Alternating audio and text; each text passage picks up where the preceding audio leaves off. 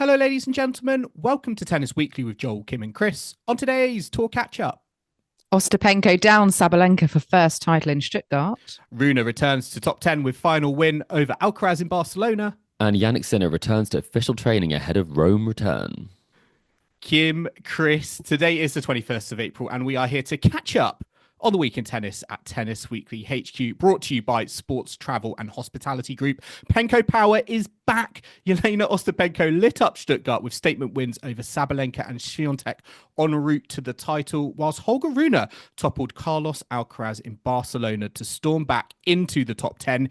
In Munich as well, Alexander Zverev found form where hecklers targeted him over ongoing domestic allegations, but let his tennis do the talking. Elina Svitolina also triumphed in Rouen, whilst over in the bizarre but true files, Harriet Dart suggested her opponent try deodorant.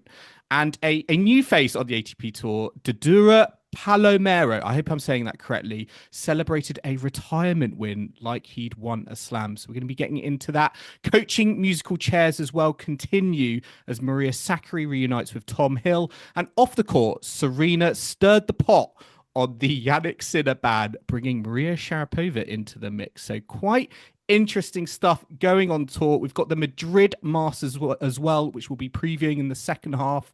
There's also some French Open announcements that we'll be getting stuck into. So as always, lots and lots to discuss. And it's a bumper episode this week because it's an Easter bank holiday. It is. It was very exciting. We've had some time off work. And I think, Joel, you used some of that time to do a bit of a Chris and play some tennis. You clearly didn't want to be outdone by him playing tennis in Mallorca. So you went down to the NTC. Is that right? I went down to the National Tennis Centre in Roehampton, which for our global listeners, this is basically like UK Tennis HQ. So I have to give a big shout out to friend of the Tennis Weekly podcast, Tom, for allowing me to come in. And we actually played a little bit of paddle. Okay. So Paddle. we played some. I know. Have I crossed to the dark side just by announcing It wasn't that? pickleball though. Is this going to be paddle weekly from now on? Actually, yes, guys. I'm just so. I enjoyed Passionate. paddle so much that I'm wondering whether we need a paddle section in the podcast. Paddle bi-weekly. We could do every other episode. Ooh, I wonder Were what you our good listeners... at paddle, Joel? How did you get on? Do you know what? I was better than last time, and I definitely love the pick up and play nature of it. I'm still getting used to calling the so they're called bats, they're not called rackets, and I was still getting used to that. But yeah, had a fun time. I mean, I was thinking about paddle last week because I went to the O2 in London last week, and I think the last time I was there was to go to the World Tour Finals back in the day when it was hosted in London in November. And I think it's been about 10 years since I've been there. And as I walked around the outside of the arena, I had visions of where they'd set up one of those like little fan zone paddle courts. And I was sort of having a little play around. And I remember it vividly as one of the most laugh-inducing, hilarious things I've ever done. So I would like to do paddle again actually sometime. Maybe you could sneak me and Chris in as well next time. And that's a doubles set. We have everyone we need. Kim and I can take you on. Well, I was there, and just by coincidence, at the same time, the under 18 national championships were going on. And I got to watch some of that as well. So it was quite a nice day out. I was wondering if I was going to see any players behind the scenes training on the clay, but no such luck. But yeah, some under 18 championships going on. It was a very, very fun day out. Excellent. And have you managed to enjoy some Easter chocolate as well? Ooh. Both of you over the weekend? I've had quite a lot of chocolate, actually. Denmark, they take Easter very seriously, and so does Sweden. I was in Sweden the other day. You fill sort of like a giant cardboard egg with sweets of your choosing. So a bit different to the UK, where you kind of buy a pre-packed Easter egg, whereas this one I got a lot more of what I like inside something I can reuse for next year. So I've been enjoying that. I saw you were having a Hugo as well, Chris. You I did, messaged me in Malmo, a photo yes. of a nice drink in the sun. Yes, I am. The photo was a bit of a lie. It was not sunny. It was actually raining at the time. But I zoomed in so much, Kim, that it could be anywhere. It could be a very sunny day. You don't need the sun to have Hugos. No, treat it's yourself. All fine.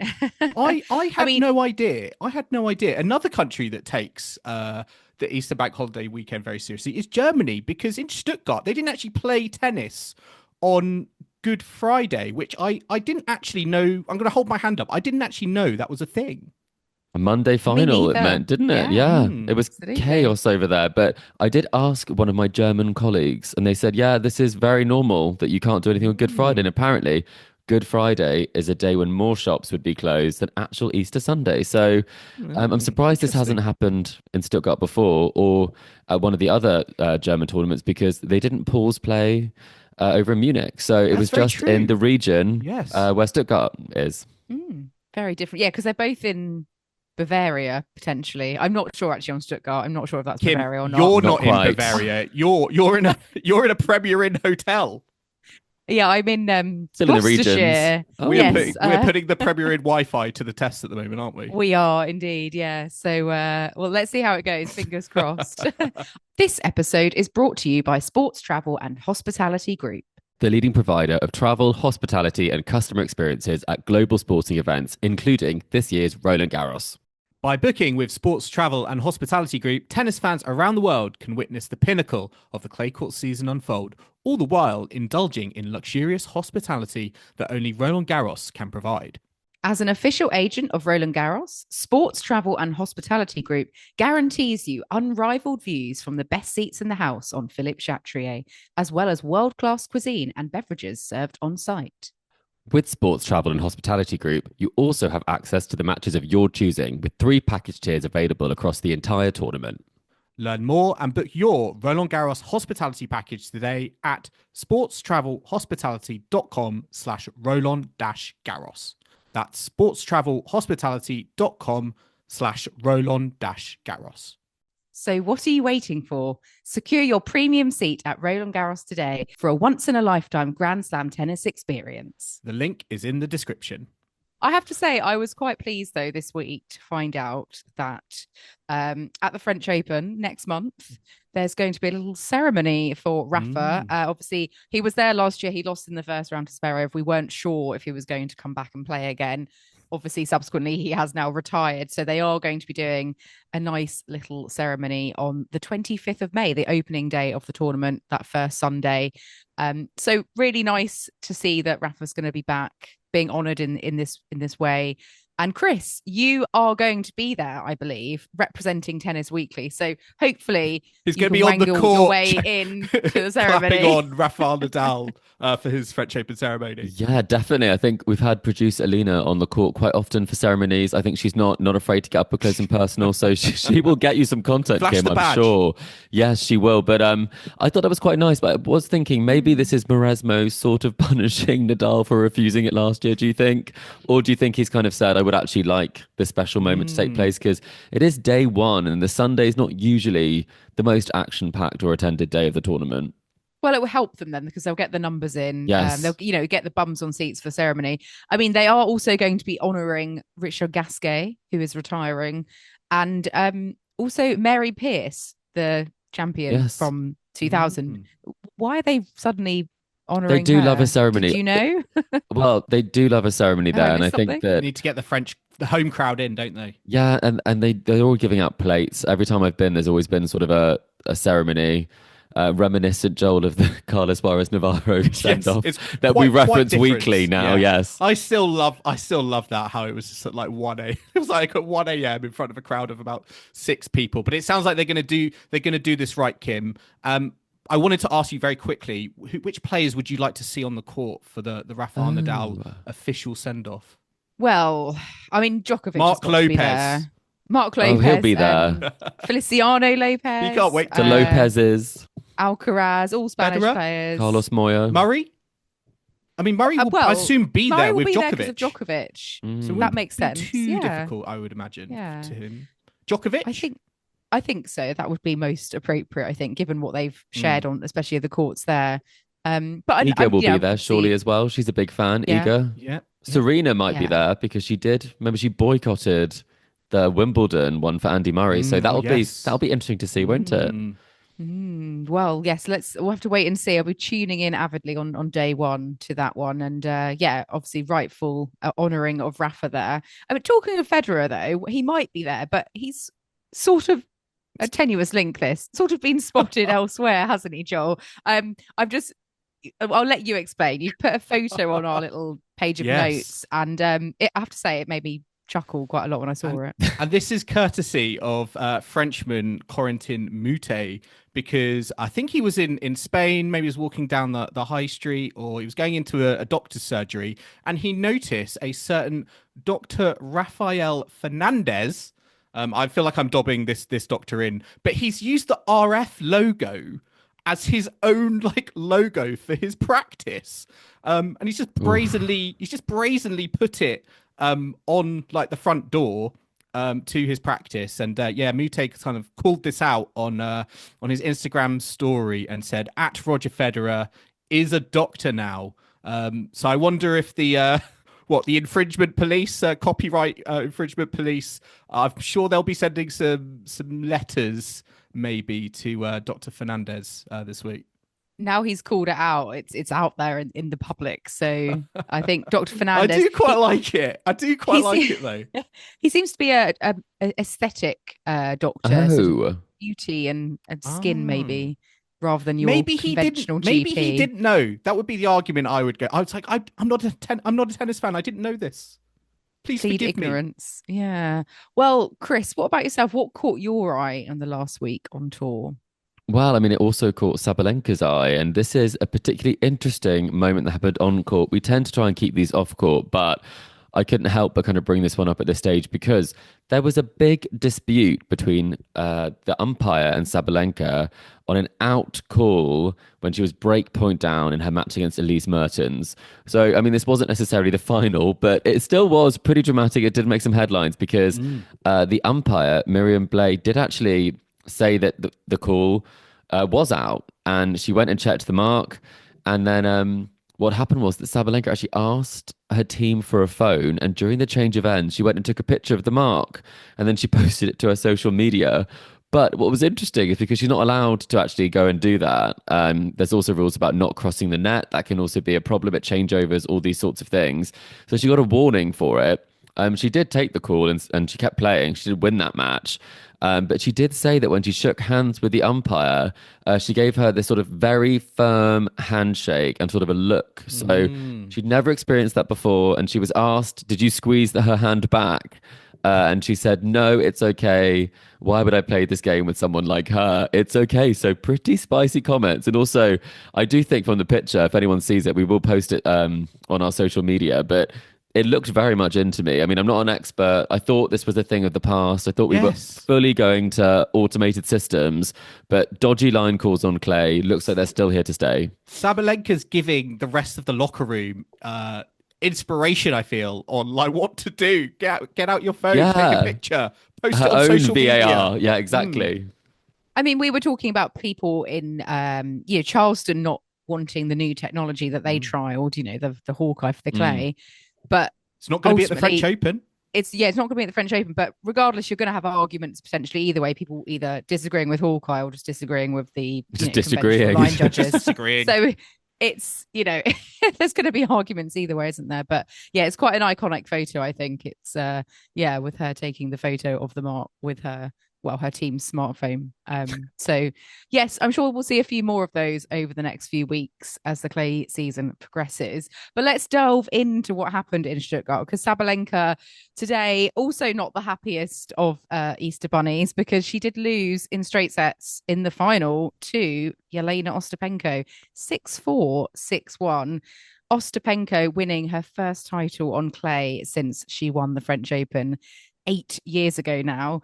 She is having a very interesting season, Ostapenko. She's nailing it against the top 10 players. She's 4-0 when top 10 wins this year. Slightly less of a high percentage against everyone outside the top 10, but she has had a storming week in Stuttgart, coming away with the title today, including another win over Iga Swiatek en route. Chris, how impressive has Ostapenko's week been out in Stuttgart? She does this, doesn't she? She has a habit of going from absolutely no form and no signs of form to being the best tennis player in the world for a week. And then normally things do return pretty quickly, because if you look at her season so far, it's been quite hit or miss. She's had some quite early losses to players that you wouldn't necessarily expect. We could probably forgive that Miami loss to, I think that was against Alexandra Ayala in that match. I think so. She can have a few passes, but it definitely hasn't been the form that we thought. I mean, she lost in the first round as well in Indian Wells. And so this was a bit of a surprise coming in. But if she puts herself in these situations playing against top players, it's almost like it ignites the fire inside her to be like, you know what? I'm going to prove to everyone on my day I can beat anybody. And especially when she plays against Iga Swiatek, because something inside her just rises her game to another level. It's almost like she's been put on this earth purely to beat Iga Swiatek and have one of the most one-sided head-to-head records, because a lot of people would have thought on clay, Swiatek would have been the favourite for this one, and it didn't go that way. So she really is now the ultimate bogey woman on the tour when it comes to the head-to-head. And I have to say, I mean, Joel, is Swiatek ever going to beat Ostapenko, do you think? I mean, we are getting into like Serena Williams versus Maria Sharapova levels of imbalance in a head-to-head record. And we talk At least about Sharapova got a win, though. She did. She got that Wimbledon final, right? So that's something. We talk so much about the Swiatek bakery and all the bagels that she serves out, but she's eating one of her own in the Jelena Ostapenko rivalry, 6-0, and Yes. do you know what? I just don't feel like it's going to come anytime soon, because although she did, win a set, and that was, to be fair to her, more than what Sabalenka, the world number one, did in the final, it just feels like, that Swiatek is in. Sorry, Ostapenko is in Swiatek's head at the moment and is wreaking havoc. And I never really felt like Swiatek was gonna win this. And it feels to me like that Swiatek's game is just perfectly made for Ostapenko to just bash the ball from the back of the court. All the spin that she plays with, the way it sits up, particularly also if she's not having a great service day, a lot of second serves kind of going in. They are there to be hit. And yes, Jelena Ostapenko can be very cold at times, and that's why I think why we see some very inconsistent, indifferent form. But when she is on, she's a force to be reckoned with.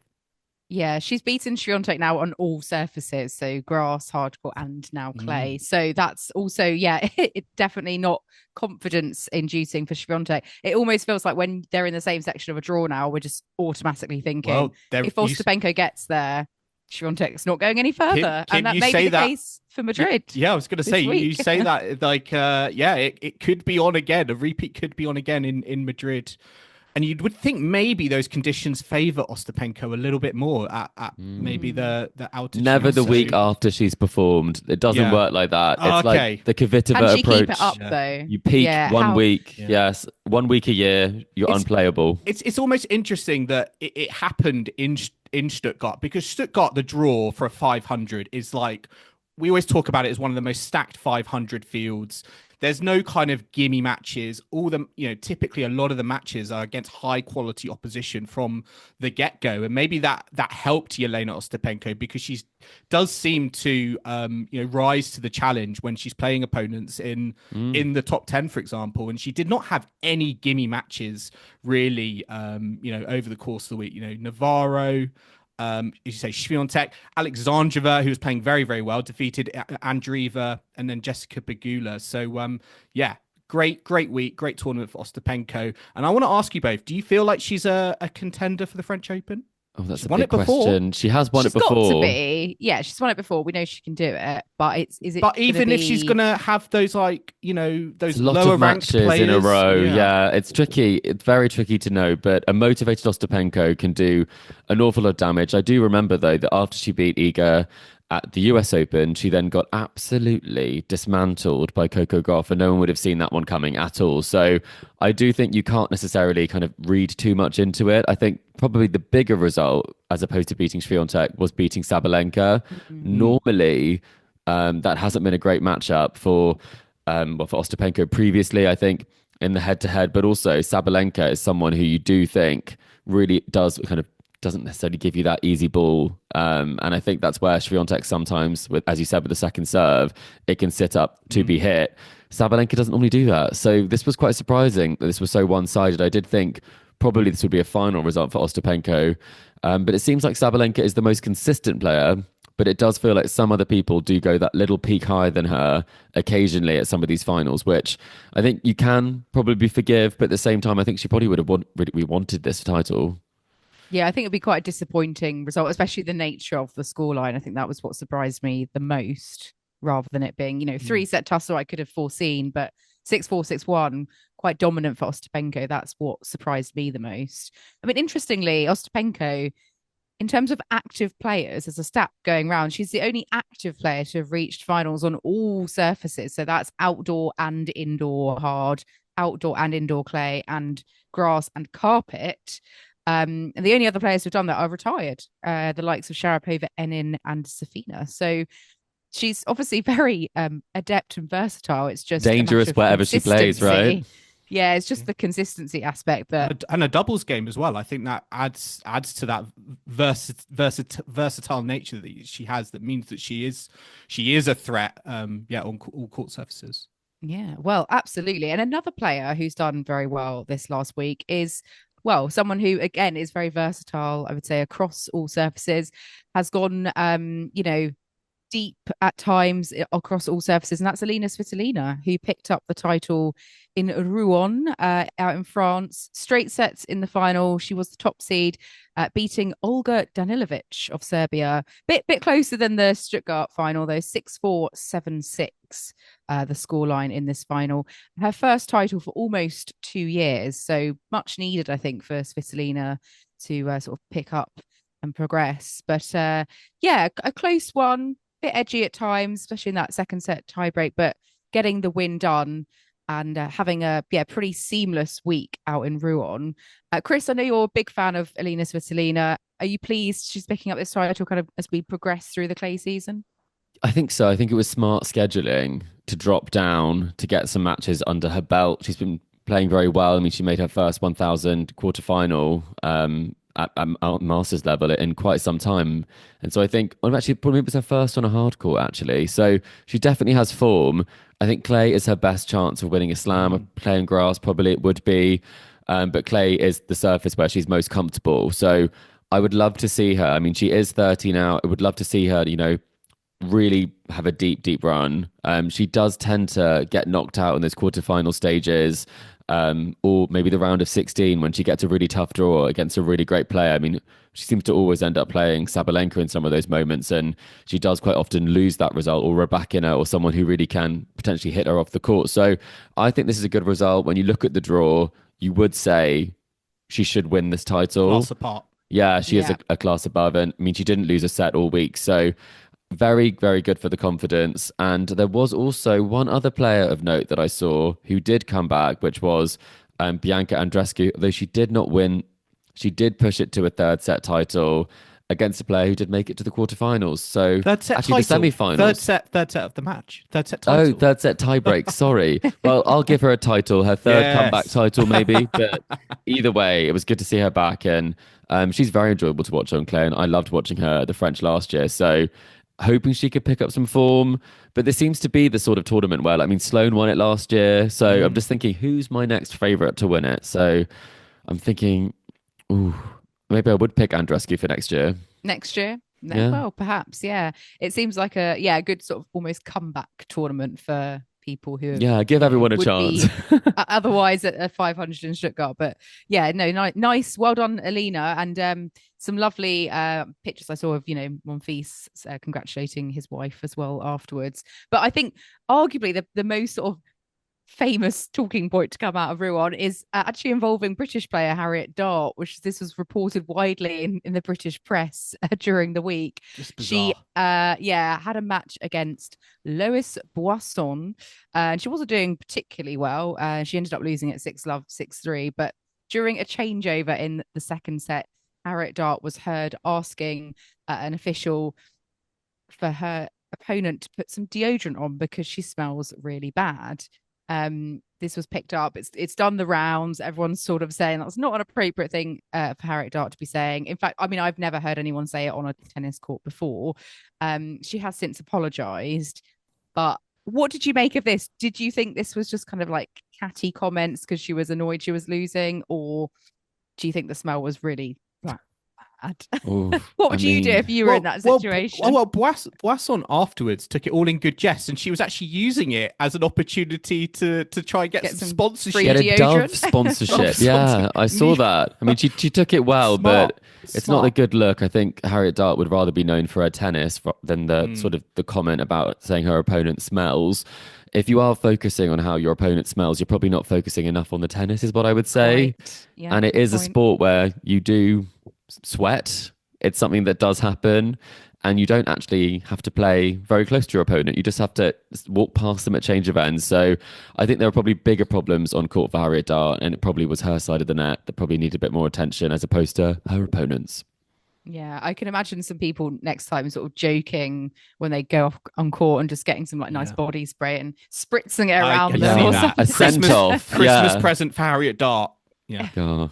Links Africa. Yeah, no, absolutely. Links Africa. You're gonna lend her one. Set. Yeah. Yeah. But yeah, apart from that, Rouen, a fairly quiet tournament, perhaps. News out that Maria Sakkari is back with her old coach Tom Hill. I think anyone who's watched Breakpoint, that's the coach that's featured quite heavily in the sort of Sakkari segments. Chris, I know before you didn't think that was the best partnership for Sakkari. So what are your thoughts on this kind of revival of their partnership? I'm going to try and find a nice way to say this. I think it's probably clutching at straws. It does feel a little bit... That's brutal. Okay, I was going to say this airs on the side of desperation. They had their best... I know what you mean, and I feel like, you know, when you're losing to Bujes Monero in the first round of Rouen, like you are like looking... almost like in desperation. But yeah. I mean, Tom Hill, she had her best successes, I guess, with Tom Hill, and I guess it also ran its course. So that's one thing I do think sometimes you do have coaching partnerships that come back together and it works really well. It doesn't always work quite like that, and I think probably it's like a sequel, isn't it? It is. And watching Breakpoint, I'm not sure that I loved the nature of their interactions. I felt like they are almost best friends, and that doesn't necessarily translate to the best coaching relationship always. And then your friendship is tied into the results. It can become very sort of strained, and I do think it might help her feel more comfortable on the court again. So that's what I'm hoping for, that it will make her enjoy being on a tennis court, enjoy the training, and that can lead to good results. But I'm not sure that it's going to be fixed with a coach. I think it's probably fixed with a different sort of professional. Well, let's see how it goes now that they are supposedly back together. Let's now move on to the ATP events from the week that was, because we had Holger Rune winning the Barcelona Open, beating home favourite Carlos Alcaraz in the final 7-6, 6-2, ending Alcaraz's kind of mini win streak after he won Monte Carlo the previous week. Rune coming out on top, which is great for Danish tennis.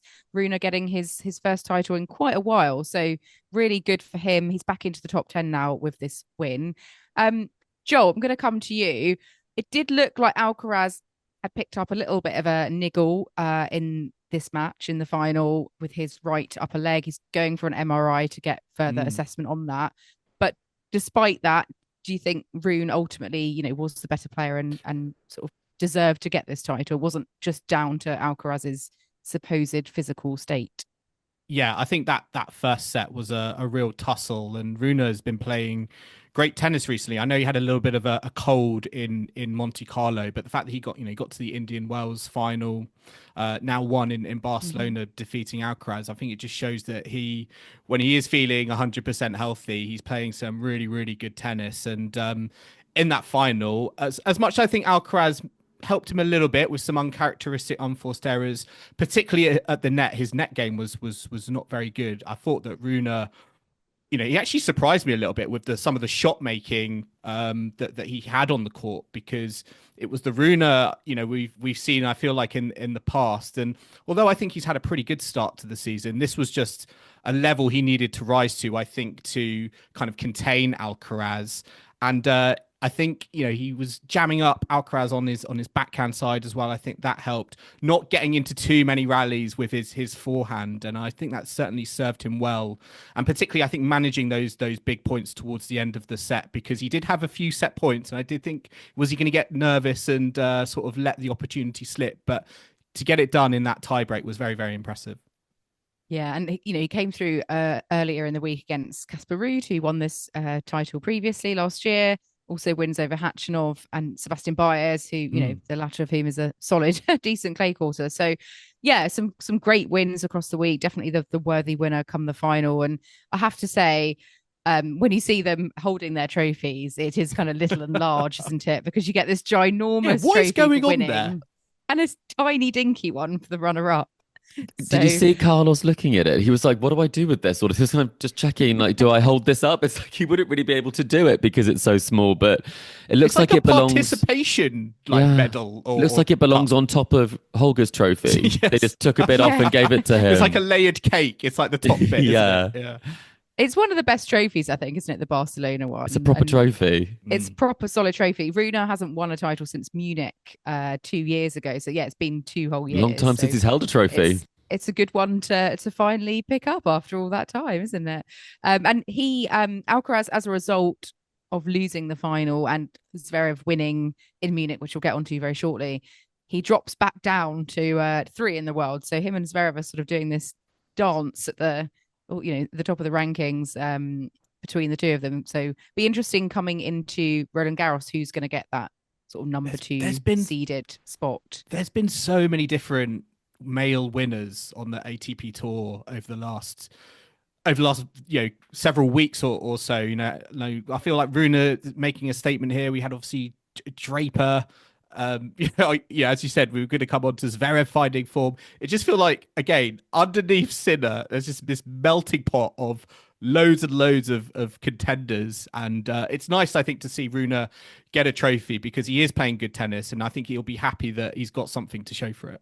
Absolutely. It's very different to the days where it's either, Rafa or Djokovic, picking up all the titles and the run up to the French Open. It feels like people have a chance now. So I think it just shows how hard it is to play all of these tournaments. And we can't just expect because Nadal did it and won all of them, that Alcaraz, is almost like unfairly kind of put in comparison is sort of expected to do the same because he has played a lot of tennis recently. He might not necessarily have gone deep in Miami, but to go from Monte Carlo to Barcelona, and interestingly, I was reading about Barcelona, the draw has also not been helpful in the sense that I think before the top seeds got a bye, so they didn't have to play until like the Tuesday or the Wednesday, but there's no bye now for the top players. So the turnaround is even more brutal. And maybe that also ultimately had an impact on Alcaraz. And I just wonder if, we will see him in Madrid because there is a little bit of doubt there.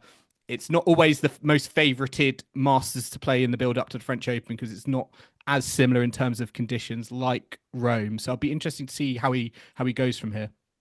Yeah, well, let's see. And we'll just a note as well, there was some British success in the doubles. We had 3 of 4 players in the final being British, with Luke Johnson and his Dutch partner, Sander Arons, winning against Joe Salisbury and Neil Skupski in the men's doubles final. So I think Johnson becoming the first Brit to win the doubles title at Barcelona. 7 Brits now in the top 50 rankings, which apparently is the most alongside the USA. I have to give a credit to my friend Tom for telling me that, but that snuck up on me in terms of the strength and depth of men's doubles in British tennis. Yeah, it's fantastic, especially for Davis Cup. It's having that depth, but who do you then select? Who do you go with? 6 doubles players. Yeah, if only we had select 2 doubles ties and 1 doubles tie, that would help. Petition for Davis Cup to be an all doubles affair. No singles, Davis just doubles. Davis Cups, it would have to be plural. Davis Doubles Cup. Maybe the Croydon Open could just be a doubles event. Yeah, lower stakes. Yeah. We're talking about the number 2 ranking changing over. As we said, as Alex Zverev winning in Munich, he now is back up to number 2 in the world as a result of that. It was actually his birthday as well when he won the title on Sunday, beating Ben Shelton in the final 6-2, 6-4. This is his 3rd title at this event. 24th title overall. And I think Zverev was in need of a title, really, quite frankly. He's had a pretty terrible run of form since reaching that AO final earlier in the year. But he kind of seemed much more back to his old self, bit refreshed in the home event that was at. And he'll be pleased to have picked this one up. Joel, how impressive was Zverev in this event? Like, how important do you think this will be kind of going into Madrid and on to the French Open?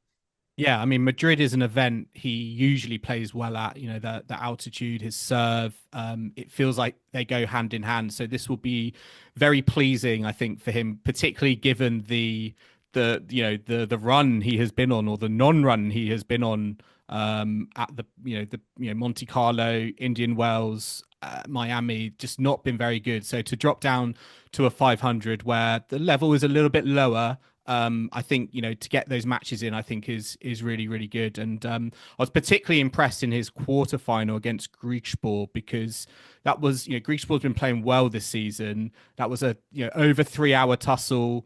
Zverev, there's always kind of mental questions there on whether, he can sort of doesn't sort of just give in. And he stuck with Griekspoor to the very end there, and he needed to. And I was very impressed with that result, particularly because there were other things going on as well. I mean, to say, though, impressed with the result, I mean, it is Talon Griekspoor, and this is the world number 2, Joel. And he did. I think, honestly, that is how bad we have seen Zverev been playing recently. Yeah, he's clutching at straws. A win is a win. A win is a win, Kim. That's true. That bad. Yes. He also, in his match against Griekspoor, had to contend with further comments from the crowd. We've seen this at other places, but about the domestic abuse allegations against him. Interestingly, this time at home, with his home fans, but obviously they're not necessarily all in support of him. So he, had to sort of contend with that as well. It's obviously still ongoing as he plays around the tour. Obviously that didn't stop him getting the win and going on to win the tournament. So we'll have to see, if this is the start of kind of a bit of a revival in his fortunes, especially Joel, as you said, he's won Madrid before. He likes the altitude. It suits big servers. So let's see if his form can continue. One thing I'd just love to say, Dedura-Palomero. Yes, I was hoping you'd mention this. Defeated Denis Shapovalov by way of retirement from Shapovalov in the first round. German lucky loser. Did you guys see the celebration that he did? And what are your thoughts on it? Because I feel like it's quite divided, the tennis community, in terms of whether it was appropriate or whether he just sort of went to OTT. I mean, it was completely inappropriate, surely, in terms of someone retiring. I think there's having excitement for a result, getting your first ATP win, it is a milestone, but you haven't actually won that match. No. You played very well. Your opponent has retired. So I think it was completely misplaced. It was quite strange, but I mean, no mitigating circumstances then. The fact that it was his first win. I mean, he is. It wasn't a win young. though. That's the point that I'm making. Is that if your opponent doesn't complete the match, it is a win by default, as opposed to you have got that last point. We don't see people celebrate like that when they're more senior on the tour. That would be really quite a bad look. So I think because he's young, we can give him a free pass. Everyone gets a chance. But I mean, you've got to really want it. And so it's good to see he was that passionate. But if I was Denis Shapovalov, I'd be like, what is going on? Because that was, I mean, it was almost like he won a Grand Slam. It was quite funny. I feel like he did get his comeuppance in his next match against CZ Bergs, because he let off a sort of similar celebration, like at the very beginning almost, winning, I think, one of his service games. And then he lost 6-1, 6-1. Maybe he just needs to practice and hone his, celebration for that one day he might actually win. Like you practice an Oscars winner speech. You practice winning French. I'm almost scared what it's going to be when he gets that full backflips. He's going to in the implode, crowd. isn't he? Yeah. Fireworks. Yeah. Red carpet I hope ceremony. that one day we see him lifting a Yes. title just for the celebration. But let's take a quick break now. We'll be back in the second half where we'll be discussing Serena Williams's recent comments on Jannik Sinner's ban as he returns to training. And we'll be previewing the upcoming Madrid Masters, including making our predictions for who's going to be taking home those titles. So do not go anywhere. Welcome back to the Tennis Weekly podcast, brought to you by Sports Travel and Hospitality Group. And it's time, as always, to kick off the second half with another game. And Chris, I think you've got one this week, and it's actually, I believe, it's Joel's game done a la Chris. Is that right? That is correct. It is a Chris edition of Joel's game. For those who are not familiar, because we're not familiar with that, what we've just said, it's quite a confusing concept. It is a game of higher or lower or same when it comes to player rankings.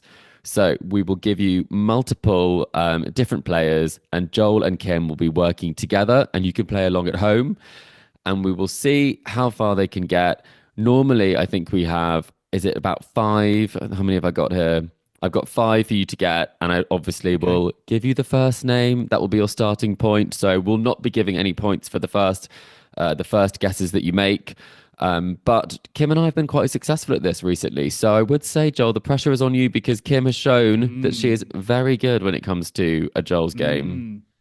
Yes. We'll I'm see just glad not up. to be the quiz master this week. So right. Yeah. Well, without further ado, we're keeping within the German theme because some of the biggest tournaments this week have been in Germany, and we're doing a German players, both old and present. Lovely. And it's a German edition. So your first player is one of the most iconic players on the tour. She's famed for her play in Colombia, as well as being one of the first mothers on tour to triumph. It's Tatiana Maria.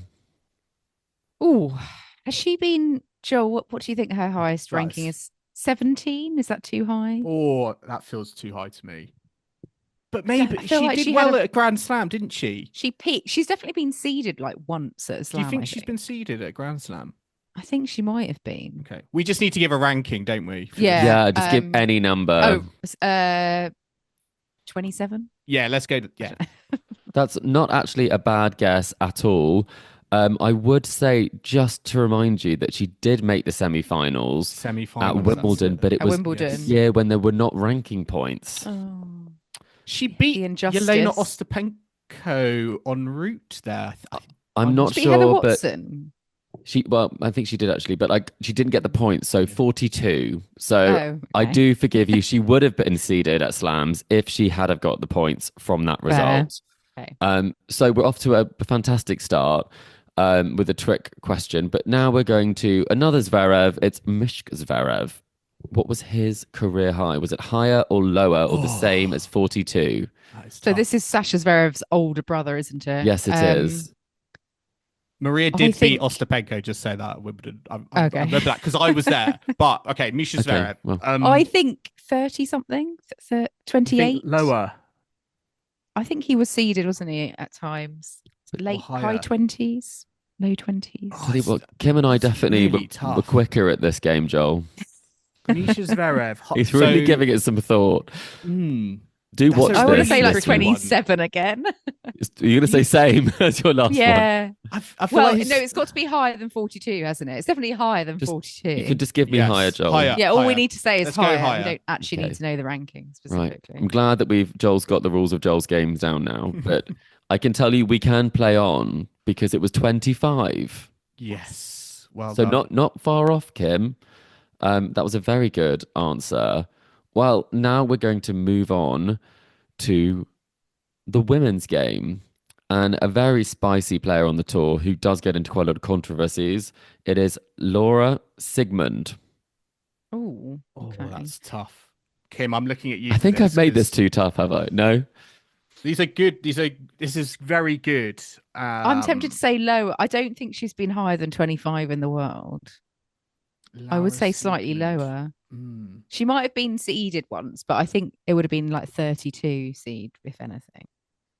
just don't think I she's will been, go. like, I will up go. I there. will be in your hands, Kim, because I'm not confident Okay. at all. Oh, You think the lower? stress. Lower, I think, but maybe not by much. Kim is showing just how good she is at this game because she has been ranked lower at 27. 27, the Well number of the done, day. Kim. So she's been seeded at a slam. Now we're moving on Very to a current player on the tour who was involved with the coin toss from Dominic Thiem. It's Jan-Lennard Struff. Higher or lower than 27? Surely Surely higher. higher. He's been top 20, hasn't he? Yeah, I think we've got to go. Yeah. Yeah, higher. Going higher immediately. No Higher, more please. thoughts. Are you sure? Very sure. They're very sure. Well, 21, you are correct. Okay. Not quite top 20. He did make a Madrid final, remember, so he has been quite high up in the rankings. But now it gets particularly tricky because we're moving on to two women to finish. If you can go the whole way, Okay. Andrea Petkovic is your next player. Higher or lower than 21 or the same?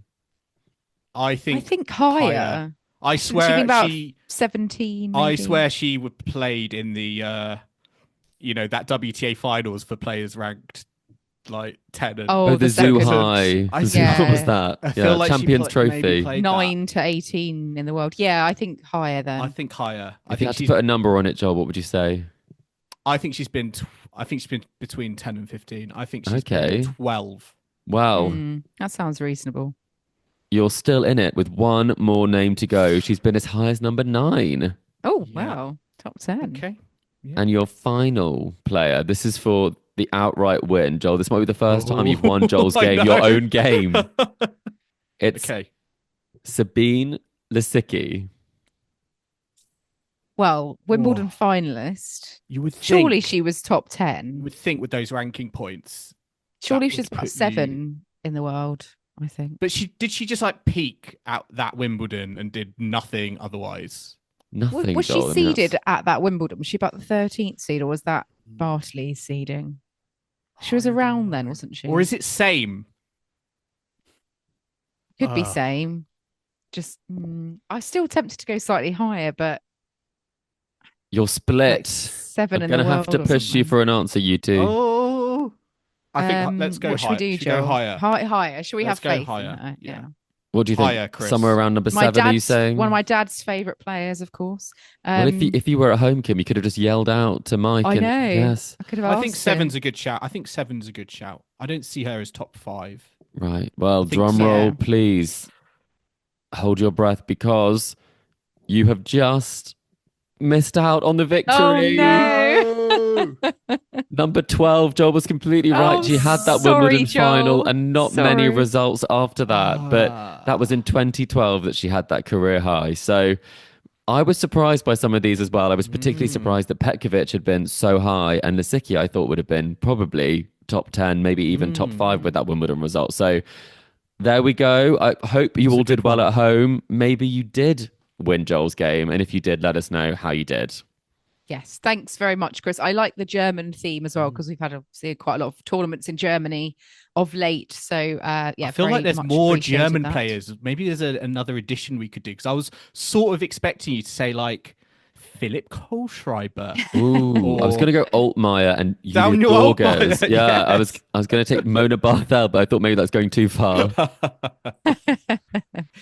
Excellent. Well, listeners, let us know how you got on as well. And let's have a look what's been going on elsewhere on the tour this past week. We've had Jannik Sinner returning to training. He's obviously still serving his 3-month ban. His official date that he's returning is the 5th of May, so not far off. But since the 13th of April, he has been allowed to resume official training activity, which means he's allowed to practice with other professional players, etc. And he's been having a hit with Jack Draper recently as well. So seen a few photos of them and videos of them hitting at well, in the south of France, Beausoleil, Monte Carlo, obviously, which had the Masters last week. So yeah, getting some nice practice in for Draper as well, hitting with the world #1. And well, looks like Sinner's obviously shaping up nicely for his return. We did have some comments on Sinner at the same time this week. Serena Williams has been kind of interviewed about well, not just Sinner, but she was, giving her views to Time magazine and asked about Jannik Sinner's ban. I don't know what you guys made of the comments, but she said if it had been her in his situation, failing those drug tests, she would have got 20 years of a ban. That's how she worded it.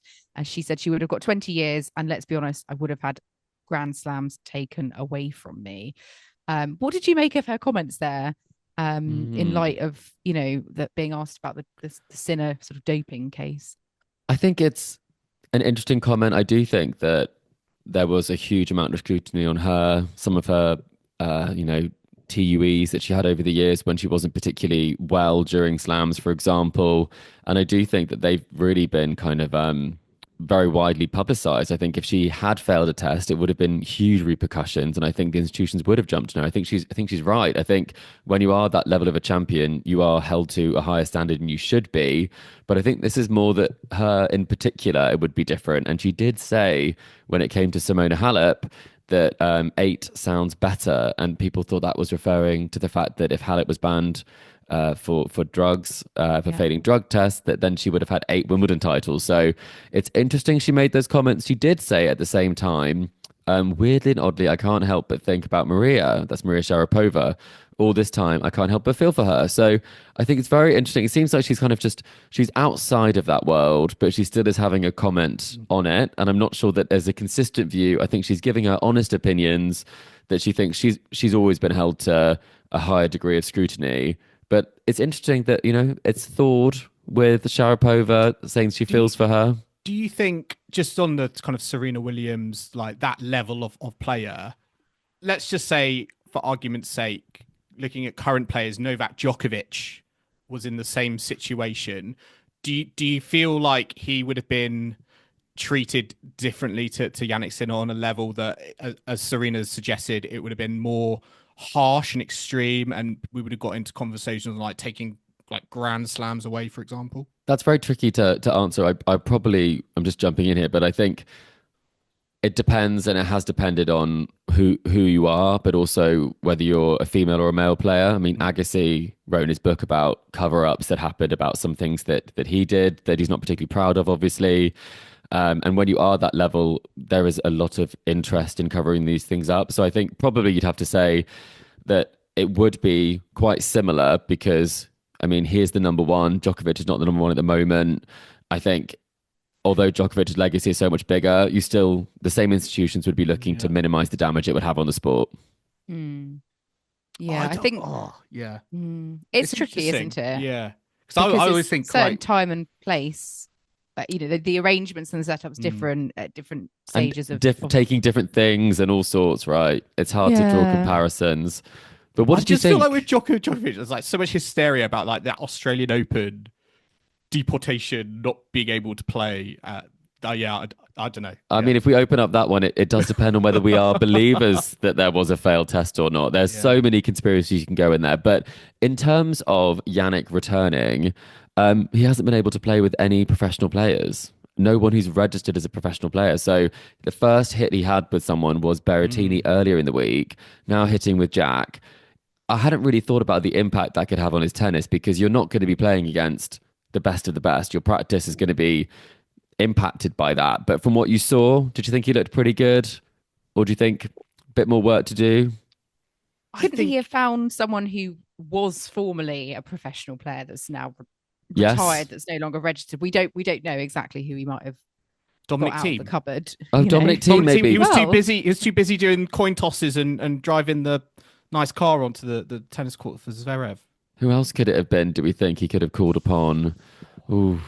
Not sure. I think he did. I did think he looked good, and I think he did. I did think the amount of time this ban has been like. I'm not a tennis player, and I don't know if you're a paddle player. I'm a paddle player, but I don't know if like this equates to how much kind of rustiness. But I don't expect it. I feel like it's more the match competition and like that feeling, maybe the sharpness that maybe will take time. I think ability wise, and he looked pretty good when he was rallying with Draper, but that match scenario, maybe that will take a little bit more time. And Nadal, I mean, think he's come back, hasn't he? And won things almost immediately, and that was from injury, and Sinner's not injured. So I imagine that would also help. It might he'll be be well you know, rested, Yeah. won't he? You know, he'll be fit as a fiddle. it might be, you know, like again, it just shows, you know, we can look at how good he is in terms of like how quickly he bounces back. I think it's another, you know, it's almost an odd situation, but we can really see how good he is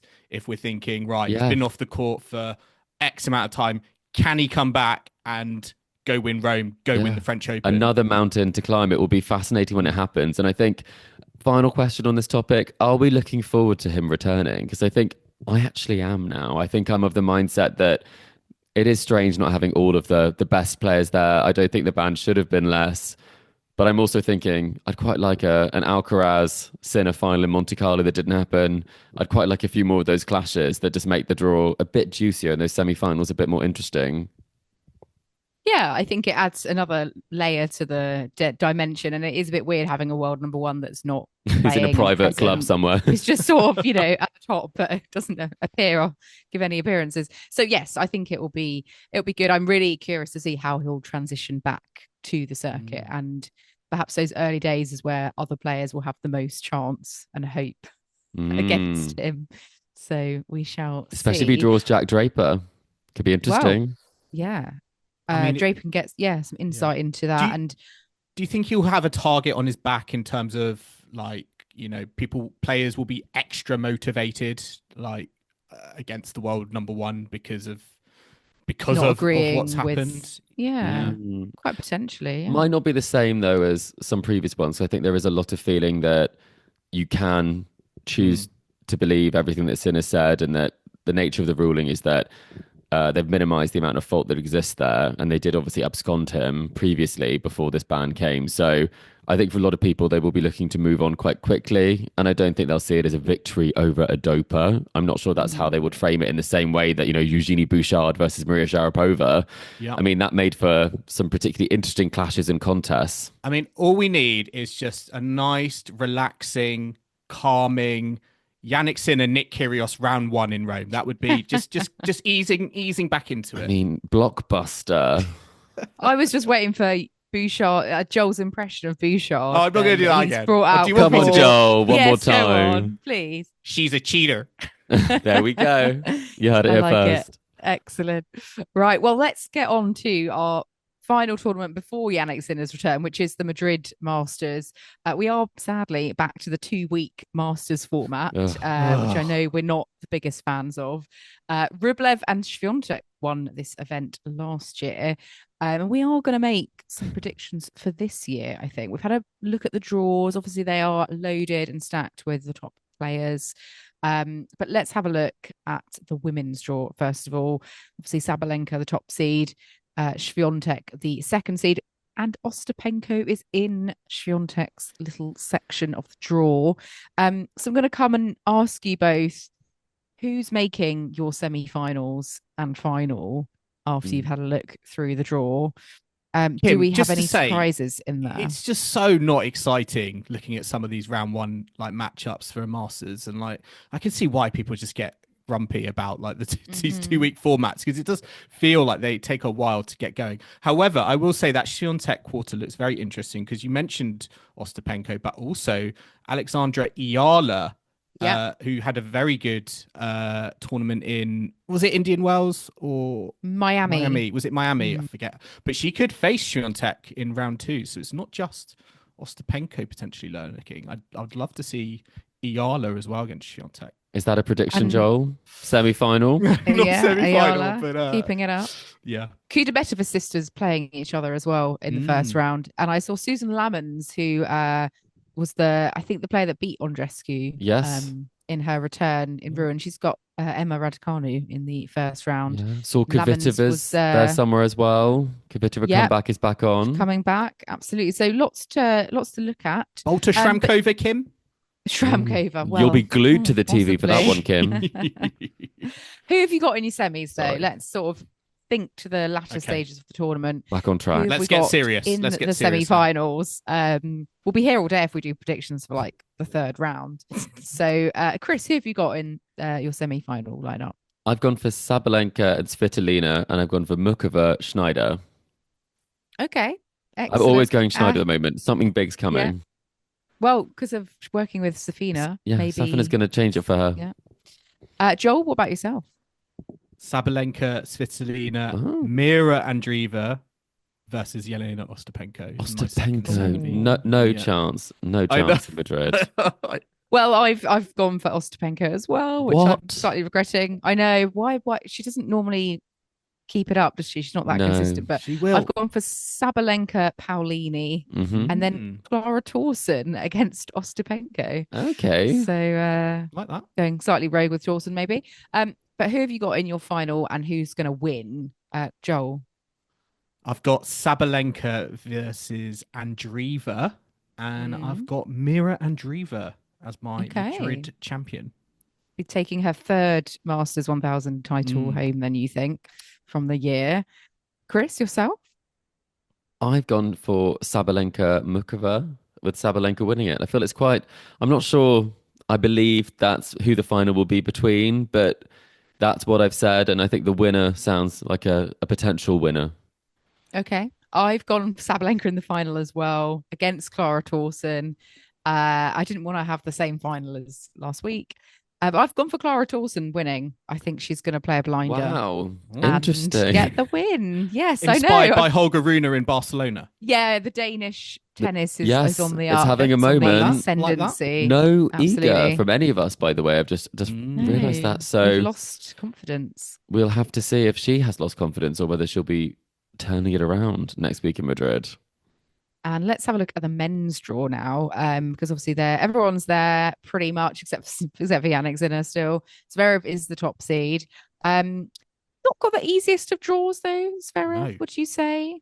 Could face Munar Kim in the second round, who he is actually having quite a good clay season so far. Fokina as well. Cerundolo or Feast. These are all nasty names, I think, to have in your quarter, because they all seem to be playing well on the clay at the moment. Yeah, no, I Shelton, thought that was pretty stacked. All the seeds even has put it together on clay recently. It's not helpful. Rublev's the defending champion. There's just it's that is not where you want to be, even though you're the top seed. And there's question marks about Alcaraz's fitness. We don't know the results yet from this MRI, so he's got a few days, but we're not sure. Obviously, he's down at the bottom of the draw as the second seed. But let's make some predictions then. We've had a look through who are we putting in our semi-finals. Joel, I'm coming to you first for your semi-final lineup, please. I've got Feast versus Rune, Draper, Alex de Minaur. I don't think Carlos Alcaraz is going to play for some reason. Yeah, I think there's going to be a void there, and I think Alex de Minaur is going to take that opportunity, and Jack Draper also. So yeah, that's what I'm going with. Okay. And Chris, yourself? Concerningly similar to Joel. I've gone for Draper, de Minaur as well. And then I've actually done something that's probably more Joel than what Joel did. I've said that Fritz is going to make the semi-final. Fritz. He's just going to slam down some serves, and so is Zverev, and they're going to play each other. And we'll see. Serve. Just serve bossing their way through, and we'll see if Fritz does it for the girls again, as Morgan Riddle said at Wimbledon. Well, I've got slightly different. I've gone for Holger Rune. I think he's going to keep his good form up against Alejandro Davidovich Fokina. Like that. And then I've got João Fonseca against Thomas Maček in my other semi-final. Did you have a drink on the train, Kim, by any chance? Yeah, a little G&T. Yeah, a little G&T. Just as you made your predictions. Yeah. How many gins? Yeah. Oh, dear. Well, let's see what happens. And Joel, who have you got as your final and champion? I've got Feast versus Draper. And I've got Arthur Feast as my champion. I like that. I think he's playing well. I think these conditions will suit him. That's all I've got. That's all I got. Chris, what about you? I've gone for Draper in the final against Zverev, and I just think these courts are great for Zverev's game. Not saying I'd like this result, but I think I could see it happening. That's for sure. Thinking logical. I mean, let's hope that Draper does, get to the final. I mean, you're both predicting great things for him in Madrid, so let's hope that recent practice with Sinner is rubbing off on him. I've gone for Holger Rune to win. I think he's going to pick up another title in a row. Oh, But I wow. think it's going to be Fonseca in the final. I mean, Fonseca's got to break out at Masters level at some point. got to right? happen at some He's point. tipped, so why not Madrid? But yeah, I'm going Holger Rune. I've got 2 Danish winners. I've just realised. Wait, you have? That was unintentional. Have I become new, Wozniacki, Chris? yeah, is Watershed Wozniacki making moment. the final as well? Yes. Yes. In the ladies' doubles. Frederick Nilsson is going to, Oh, wow. Oh, my make God. an appearance as well. Kim, do you want to come and visit or something? Is that what you're trying to tell Yeah, me? it's a big hint. Or maybe Yeah. I'm just thinking, Eurovision's around the corner. Yes, it is. Denmark might do well. I don't know. It's just Yeah. Danish vibes going on. Okay, well, let's wait and see. But yes, Madrid is here. Another 2-week Masters event For the next month, it for the feels next like. month. Yeah, we're gonna see it's gonna drag out, but we're gonna see how it goes. But for now, that wraps up our latest catch up here at Tennis Weekly HQ. We hope you've enjoyed the ride with us. Remember to subscribe so you don't miss a moment of ATP and WTA action. You can find us on Apple Podcasts, Spotify, YouTube, and all your favorite podcasting platforms out there. And if you love what you're hearing, then be sure to leave us a rating and review on Apple Podcasts or Spotify, and hit that like and subscribe button on YouTube. And you can stay connected with us on social media. We're on Facebook, Instagram, TikTok, X, and Threads. And the handle for all of those is Tennis Weekly Pod.